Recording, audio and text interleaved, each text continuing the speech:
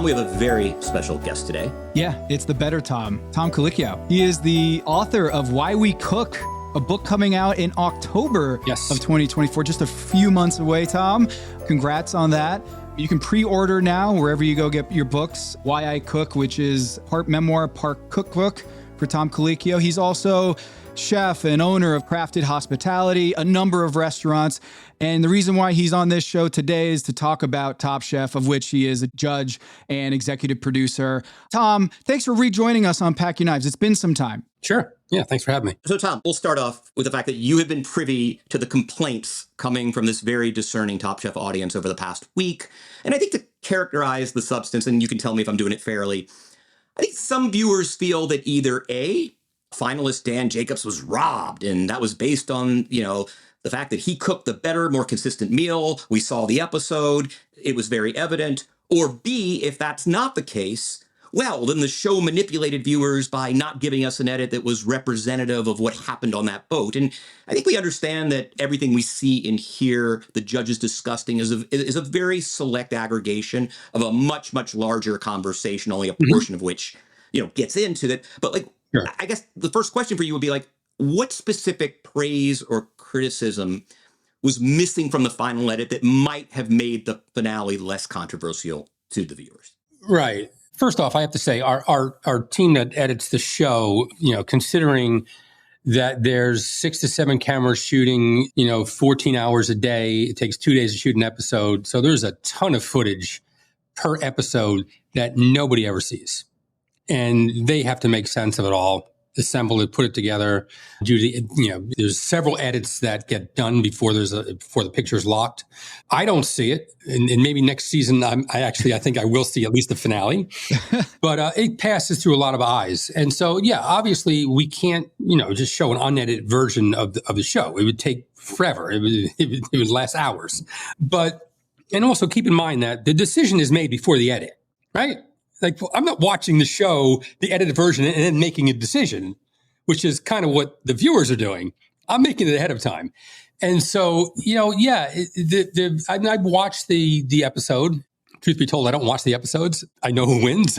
I know what the comments are. So I don't watch it. But I did go back and watch it after I started seeing the social media buzz around it. Oh, so you actually weren't watching it live. It was only until the conversation. No, I didn't watch it live. I watched it after. Oh. I don't think I watched it until Saturday night. Wow. Okay. Well, I was making the comments way before saying, and then I was like, I have to watch this. And I did. And if we take a regular episode, for instance, there are some episodes where we know right away, there's no debate at all. We know who's winning. We know who's going home. That wouldn't be an interesting show. Right. So the producers, the editors, they have to make an interesting show. They actually have to make it all make sense. And I think and they also try to make it always look close because there's drama that's being built up. There's drama of the show that is kind of inherent. It's a competition. So there's inherent drama there. There's some drama between personalities. That all happens. But somebody makes a decision to follow these storylines because there's several different storylines they could follow, right? Yes. So they choose to follow certain storylines. And this is why editing is so important to the show. And also, we don't want to make it where we're tipping the hat so early in the episode that people just kind of get, oh, well, we know who's winning, so why bother watching? So the edit is done to support the decision. Sometimes they go a little overboard in one direction. And I think this is one time when they went a little overboard in that direction. They tried to make it seem close. And I had a conversation with one of the producers a couple hours ago. And I said, we gave positives and part of the judging process is that we try to give positive and negatives on every dish. So it's easier for them to edit, right?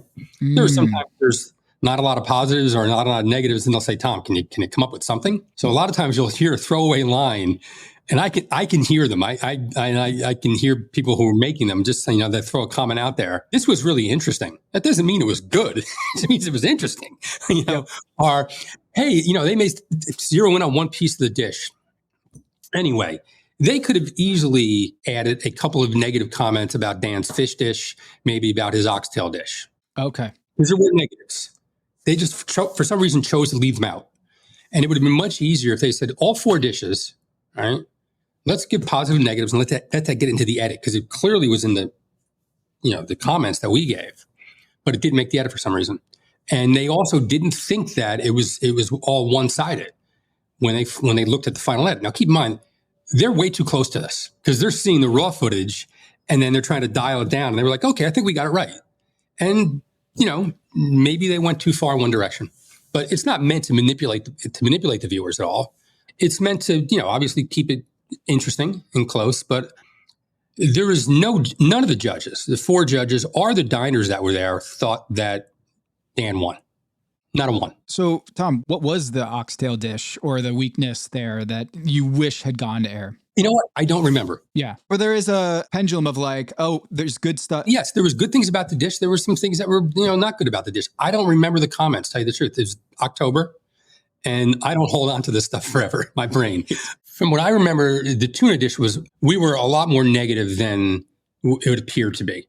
And then when he gave the excuse, that's how he wanted it. It all seemed like, okay, great. That's what he wanted. We're all happy now. No, we were not happy. And there were little things here and there. Specifically, I couldn't tell you. I don't remember. I thought about it before coming on, try to rack my brain and think like, what were the negatives? I don't remember right now. I mean, I can make something up, but I want to do that. Right. And this conforms to sort of what I've come to conclude, which is I think the thinking of the Top Chef fanatic is, hey, we understand that, sometimes the meal is going to go the finale in particular is going to go decisively in the direction of one chef. And we understand that producers have to make it look like a horse race, and we get that. Mm-hmm. But hey, give us something. Don't manipulate us to the point where, just a casual viewing is just like, oh, it's obvious. Like Dan kind of nailed his 4 dishes, and give us something that doesn't manipulate us. I think that's the sort of thing that viewers just kind of, it's not kayfabe, like this is real. And that if there is, give us something that is somewhat representative. Yeah. And I think that was sort of the thinking that one of 2 things was true. Either, Dan was robbed because, hey, they didn't have a not unkind thing to say about the oxtail. They didn't have a unkind thing to say about the snap. They didn't have an unkind thing to say about his dessert. No, yeah, the texture was a little off, but boy, the flavors were there.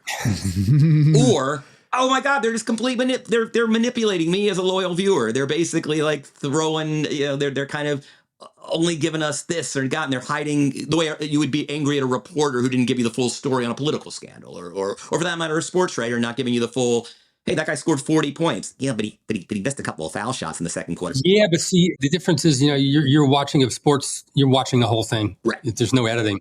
You're watching the whole thing. Yep, exactly. The only argument I always make is that if I'm watching my team and they're down by 10 points with a minute left to go in a basketball game, I don't turn it off.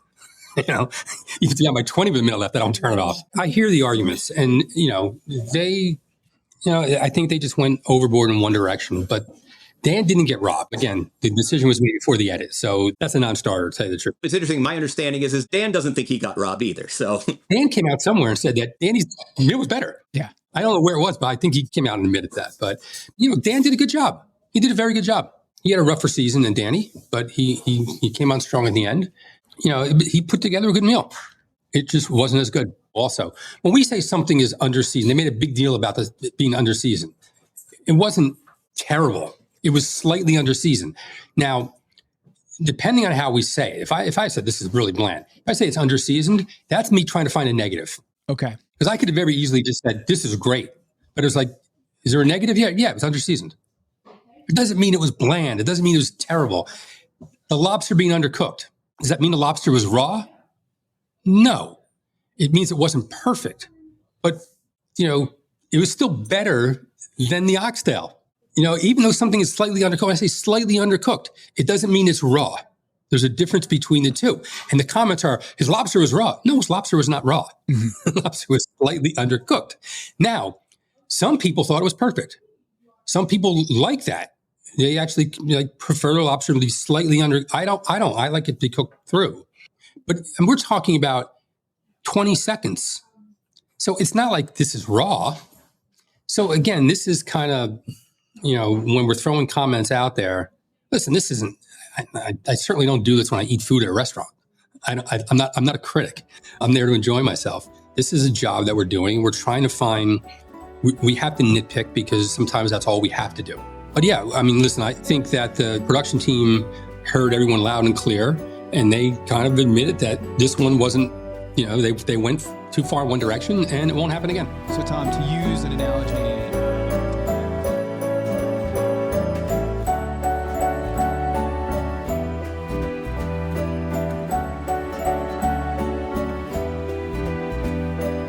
thanks for listening. If you're enjoying this episode of Pack Your Knives and would like to listen to the rest of it, please become a paid subscriber. Just go to packyourknives.com and sign up for an annual subscription. That's packyourknives.com.